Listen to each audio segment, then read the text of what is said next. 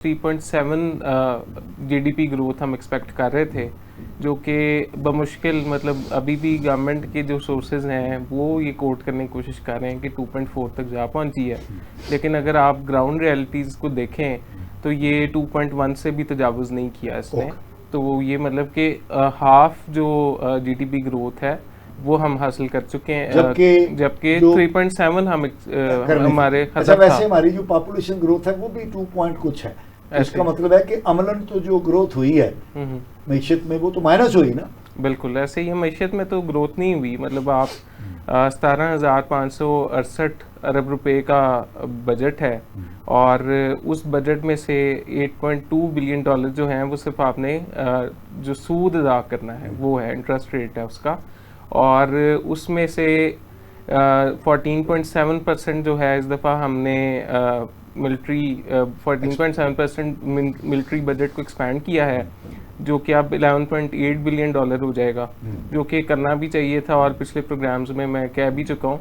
लेकिन उसके साथ साथ हमारी जो गवर्नमेंट की प्रायोरिटीज सामने आई ना वो काफ़ी मायूस कुन थी। मतलब गवर्नमेंट ने प्रायोरिटी नज़र आई है कोई वैसे आपको? प्रायोरिटी अपने मफाद नज़र आया ना। मतलब गवर्नमेंट ने अपनी मिनिस्टर्स की, मशीरों की तनख्वाहें, सेनेटर्स की तनख्वाहें बढ़ाने पर जोर दिया, शर्मनाक हद तक, और उनका जवाब भी पेश किया। यानी जो रियासत की मशीनरी है उसके जो मुलाजमीन हैं जो चलाते हैं, जो कार्य सरकार को रवा दवा रखते हैं, उनको इन्हांसमेंट देने के लिए तो मिन्नतें तरले हैं, और जो अपने लोग हैं उन्हें नवाजा गया।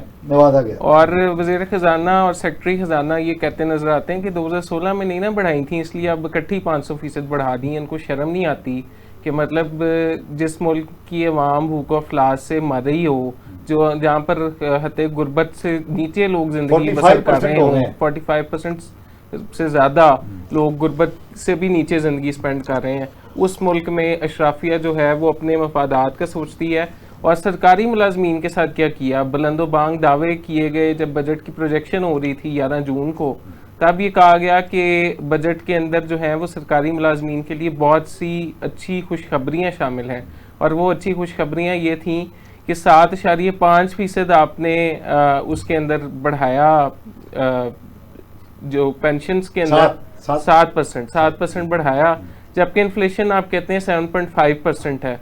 तो ये तो बिल्कुल, वो आपने बिल्कुल सही कहा कि -5% पे ले गए आप उनको, बजाय कि आप उनकी कुछ दादरसी करना चाहते।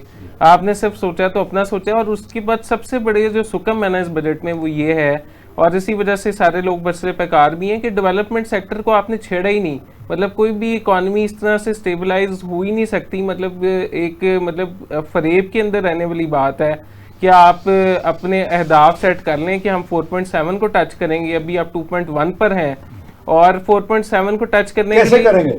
या तो होना आपने कोई हाइड्रो पावर प्लांट्स पर आपने थोड़ा सा सर्फ किया, एजुकेशन का बजट आपने 0.8% इजाफा किया, जो कि मतलब इंतहाई शर्मनाक है। जिसमें एजुकेशन तो कहते हैं जरूरत ही नहीं है, एजुकेशन और हेल्थ तो वो कहते हैं प्रायोरिटी है ही नहीं हमारी, ये प्राइवेट सेक्टर को प्राइवेटाइजेशन की तरफ आप बात करने मतलब प्राइवेटाइजेशन की तरफ जाने की कोशिश करते हैं। और पिछले साल से, कई सालों से ये रोजवेल्ट होटल जो है पीआईए का उसको आप प्राइवेटाइज करने की कोशिश कर रहे हैं। कभी आप कहते हैं कि 87 बिलियन डॉलर का हमने इसको निकालना है, कभी आप कहते हैं कि 88 बिलियन डॉलर में जाएगा। तो वो अभी तक आप एक डील नहीं फाइनल कर चुके, और वो एक सफ़ेद हाथी बनकर मतलब हमारी मैशत पर बोझ बना हुआ है।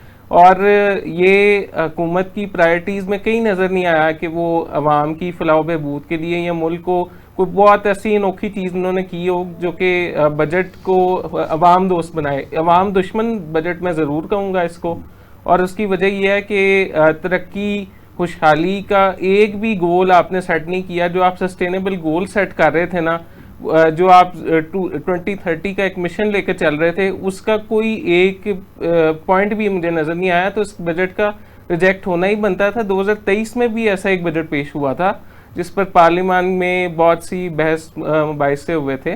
फ़र्क ये था कि तब से वो अपोजिशन इसके खिलाफ थी। अब तो जो आपके अलाइंस पार्टीज हैं, एलाइज हैं, वो भी आपके अगेंस्ट नजर आते हैं। तो मुझे लगता है कि बजट में बहुत सी चीज़ें रिव्यू होंगी और एक बजट को ठीक करना होगा।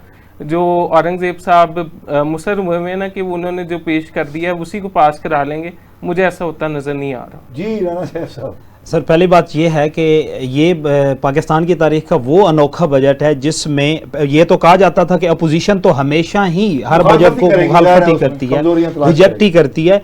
ये वो वाहिद पहला बजट है और आप ये कह लें कि एक मखलूत तो मजबूत हुकूमत, मखलूत भी और फिर 226 मोर देन 226 सीट्स वाली हुकूमत, जिसमें 85-86 सीट्स जो हैं वो पाकिस्तान पीपल्स पार्टी की हैं और उन्होंने भी इसको रिजेक्ट कर दिया। उन्होंने, उनका बेसिक मोटिव्स क्या है कि आपके अहदाफ तो आप पूरे नहीं कर सके, टैक्स कलेक्शन आप नहीं पूरी कर सके, जो कॉमन पब्लिक थी, कॉमन पब्लिक को रिलीफ देना, जिसमें सबसे बड़ा एजेंडा, क्योंकि गवर्नमेंट के लिए गवर्नमेंट का बजट जो होता है उसमें जाहिर बात है उनका पॉइंट ऑफ फोकस जो होता है वो सरकारी मुलाजमीन होते हैं, क्योंकि सरकारी मुलाजमीन नहीं लेके चलना होता है। उनको भी मुलाजमीन तो एक्सपेक्ट करके बैठे थे कि 35% तक हमारी रिवाइज होगी सैलरीज जो हैं, लेकिन 7% तक रिवाइज करना, और पेंशनर जिन्होंने एक लंबी उम्र जो है वो सर्व की, पूरी जवानी जो है तवानाई जो है वो, और उनको 7%, इस रेट ऑफ इन्फ्लेशन में जहां पे आपकी इन्फ्लेशन मोर देन 7% है वहां पे आपने ये रेज किया। अब दूसरी बात यह कि हमारा जो वजारत खजाना है ना, हमारे सिस्टम को अभी तक इस बात की समझ नहीं आ रही कि आपका बजट या आपकी इकोनॉमी को मैक्रो लेवल पे कोई मसला नहीं है, आपकी इकोनॉमी को मसला है माइक्रो लेवल पे। आपको माइक्रो लेवल पे, और जो देखिए माइक्रो लेवल पे जो इकोनॉमिक पॉलिसीज है वो कौन बनाएगा, वो पब्लिक रिप्रेजेंटेटिव बनाएगा। वो कोई भी आपका टेक्नोक्रेट नहीं बना सकता, वो कोई भी आपका इंपॉर्टेंट जो है वजीर खजाना जो है वो नहीं बना सकता। आप ये देख लें कि आपका मेन क्या था, आपकी मेन आप एग्रेरियन कंट्री हैं। हमारी पूरी जो 40% जो लेबर फोर्स है पाकिस्तान की वो एग्रीकल्चर में है, और एग्रीकल्चर का 23% जो है वो जीडीपी के अंदर हिस्सा है, कंट्रीब्यूशन है, बिल्कुल उसकी कंट्रीब्यूशन सेक्टर, और वो फना हो गया है। सर ये देखें ना, आप ये देखें कि आप 40% की बात कर रहे हैं, डायरेक्टली और इनडायरेक्टली मोर देन 52% पॉपुलेशन जो वो आपकी एग्रीकल्चर सेक्टर के साथ। इसमें आप लोग वो ठेकेदार भी शामिल कर लें, वो ब्रोकर्स जो हैं वो भी शामिल कर लें, जो आप ये कह लें कि कपास की ट्रेडिंग करते हैं, जो कि वीट की ट्रेडिंग करते हैं, वो सारे लोग। अब एग्रीकल्चर सेक्टर में आपने पहली बात तो यह है कि आप ये कह लें कि फर्टिलाइजर में प्राइसेस में कितना, एक डीएपी खाद की बोरी जो है वो आप लोगों ने 16,000 तक कर दी है, और 1 एकड़ गंदम उगाने से पहले आपने डीएपी की एक बोरी 16,000 की देनी है। उसके बाद आपने जो बीज डालना है 1 एकड़ पे कम से कम 5,000 का बीज है। आपने अगर वहां पे हल चलाना है तो आपके हल जो हैं 1 एकड़ को बीजने के लिए कम से कम 8 से 10,000 रुपए आपका खर्च होता है। हल पे किसी, अच्छा वो जो बीजने के लिए ना, हल चलाने के लिए डीजल आप लेके, जिनके ट्रैक्टर, और जिनके ट्रैक्टर नहीं है, जिन्होंने रेंट पे करवाना है, उनका तो 10,000 तक क्रॉस कर जाता है। जिस वीट की सिर्फ प्रोडक्शन, उसको जमीन में बीज को ले जाने के लिए एक किसान का 25,000 रुपया खर्च हो रहा है और उसको रेट मिल रहा है 5,000।